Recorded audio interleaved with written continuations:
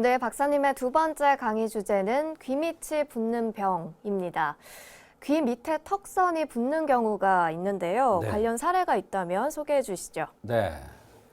20대 초반의 여성인데 귀 앞에 턱선 있는 부위가 붓고 이게 자꾸 조금만 피곤하거나 스트레스 받거나 저녁을 과식하거나 컨디션이 안 좋으면 자꾸 재발한다는 거예요. 이게 처음에는 열이 나질 않았는데 어느 순간부터는 열도 나고 이렇게 생활을 잘하고 푹 자고 나면 조금 가라앉는 듯 하다는 그런 것입니다. 볼거리인 줄 알고 치료를 하는데 잘 안 되더니 큰 병원을 가라고 그래서 믿을 수가 없어서 혹시나 하고 한방 치료가 없나 하고 한의원에 내원한 것입니다. 이 여성은 생긴 모습이나 체질을 보고 한약을 투여 후 몸도 매우 가벼워졌고 매우 만족스러워한 그런 효과가 있어서 오늘 소개를 하는 것입니다. 네, 이 환자의 체질적 특징은 어땠습니까? 네, 바로 앞니가 돌출되어 있었습니다. 눈도 돌출하고 눈두덩이가 도톰하면서 169에 59kg 나가는 한의학에서 볼 때 양명형 체질이라고 하는 그러한 체질이 되겠습니다. 양명형 체질들이 이렇게 귀 밑이 붓는 답시종이라는 병이 잘 생기는데요. 이를 한의학에서는 답시종이라는 병명을 붙이는데 이 답시종은 바로 여러 가지 원인이 있는데 양명형들이 대개 어떻습니까? 기름진 걸 좋아하죠. 또 저녁을 과식하게 식탐이 있으니까 좋아하죠. 스트레스 많이 받죠. 그러니까 양명형들한테 이 답시종이 잘 생기는 것입니다. 네, 그렇군요. 혹시 다른 동반되는 증상은 없었습니까? 네, 이 귀 밑이 붓는 것뿐만 아니라 여러 가지 증상들이 있었는데요. 처음에는 붓기만 했지 열이 나진 않았답니다. 그런데 어느 날부터 열이 나면서 곱는 것 같기도 하고 점점 이렇게 커진다라고 했습니다. 그런데 이것뿐만 아니라 얼굴이 잘 붉어지면서 입안이 패이는 구내염이 잘 생기고 배고픔은 참지 못하는데 특히 저녁이 되면 더욱 배가 고파서 힘들다고 했습니다. 제가 저녁을 늦게 들어야 한다 그러니까 정말 그거 못 고칠 것 같은데요 했는데 이분 고쳐졌어요. 그 식적을 없애주면 바로 이렇게 배고픔 참지 못하는 이런 현상들이 좋아지는데 이 여성도 이 병과 연관이 있는 거예요.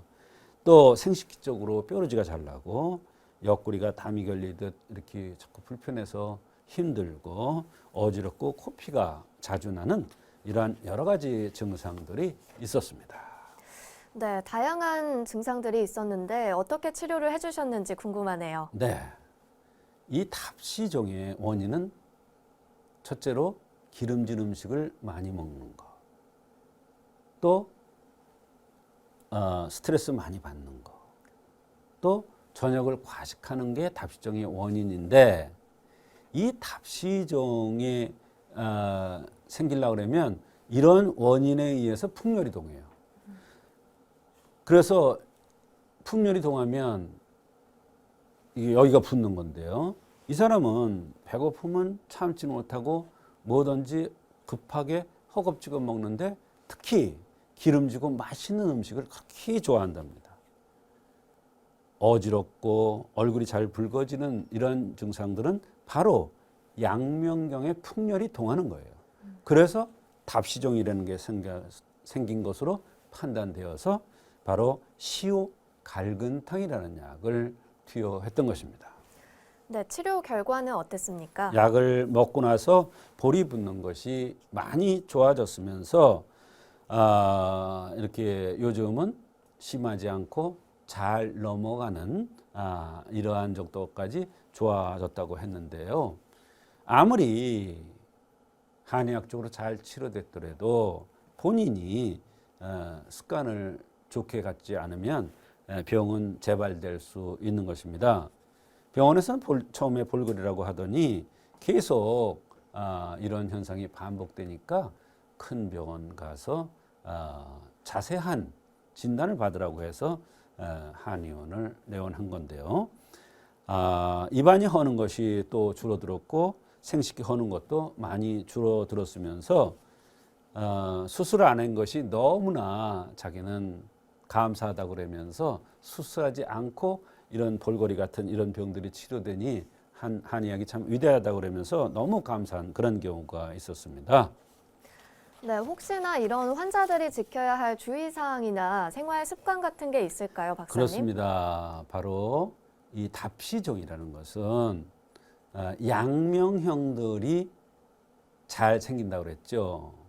근데 양명형들은 언제나 배고픔을 못 견디고 배가 차야 만족하고 급하게 먹는 습관이 있고 기름지고 이런 음식들을 굉장히 좋아하는 게 양명의 특징입니다.